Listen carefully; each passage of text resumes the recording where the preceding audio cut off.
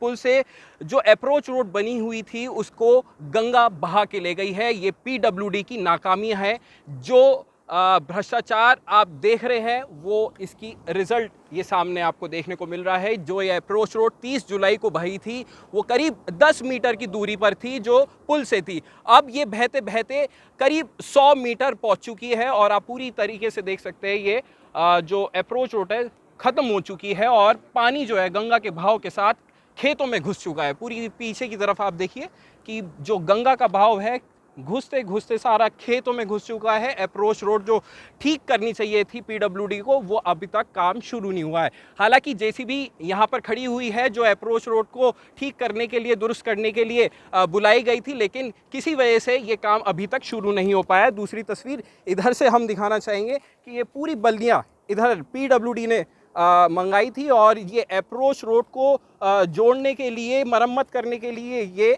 ये अपने किचन से ही क्लाउड किचन का कारोबार करते हैं। दिन में 4-5 घंटे ज्यादा काम करते हैं। हर महीने 1.5 से 2 लाख कमा लेते हैं। इनसे सीखना है तो फ्रीडम ऐप को अभी डाउनलोड कीजिए। पूरी बल्लियां 2 ट्रक भर के मंगवाई गई थी। यहाँ पे जनप्रतिनिधि हमारे साथ हैं, हस्तिनापुर नगर पंचायत के चेयरमैन हैं। आपसे ये जानना चाहूँगा, आप क्योंकि यहाँ के हैं और पूरी डिटेल इसके बारे में पता होगी, कई बार पीडब्ल्यूडी को बताया भी होगा, तो क्या एक्शन हुआ नहीं?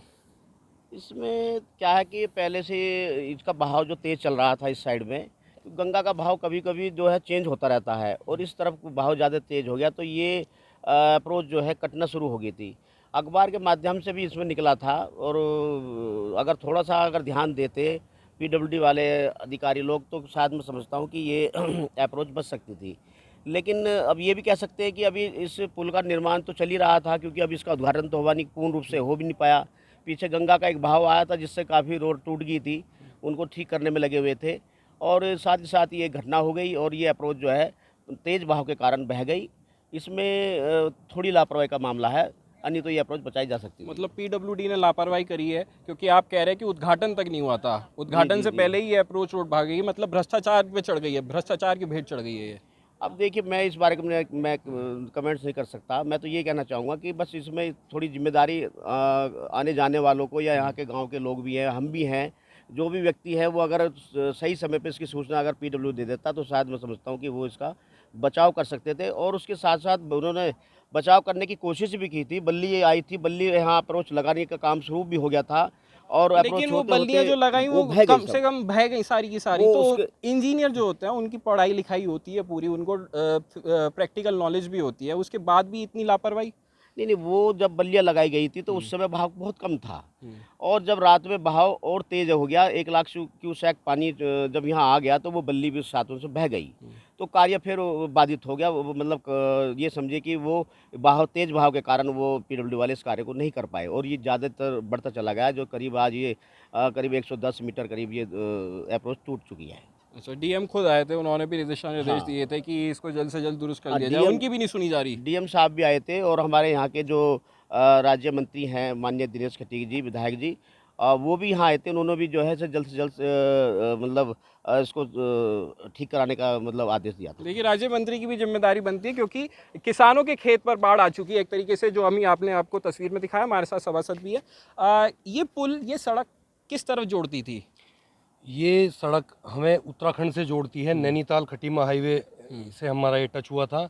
हमारे इधर के लोगों को बहुत बड़ा एक संसाधन हो गया था दूसरी स्टेट में जाने का, तो काफ़ी अच्छा था। लेकिन ये थोड़ा सा बरसात, क्योंकि पीडब्ल्यूडी के अधिकारियों को ये पहले से ही सोचना था कि हर वर्ष जो है बरसात के समय में ये गंगा का स्तर बढ़ता है और गंगा अपना प्रचंड रूप दिखाती है, तो वो कटान करती है। अगर शायद वो पहले ही सजग हो जाते तो ये अप्रोच रोड को बचा लिया जा सकता था। क्या गाइड बांध जो बनता है वो ढंग से नहीं बनाए गए थे क्या? ये आप मौके पे देख ही रहे हैं। अगर पक्की हालत में होता, मजबूत हालत में होता तो शायद ना टूटता। अब जैसे ये अप्रोच रोड टूट चुकी है तो लगभग अगर हम चांदपुर जाने की बात करें तो कितना टाइम लगेगा अब?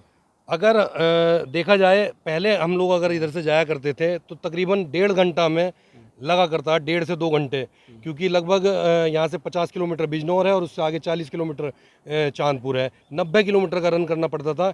इधर से हम लोग 20 किलोमीटर 25 किलोमीटर पे हम चांदपुर पहुँच जाते हैं।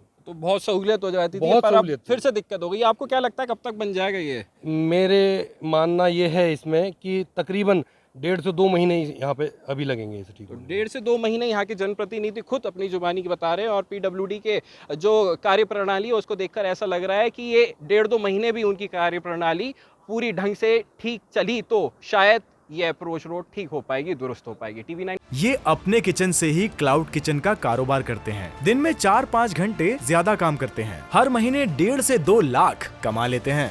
इनसे सीखना है तो फ्रीडम ऐप को अभी डाउनलोड कीजिए।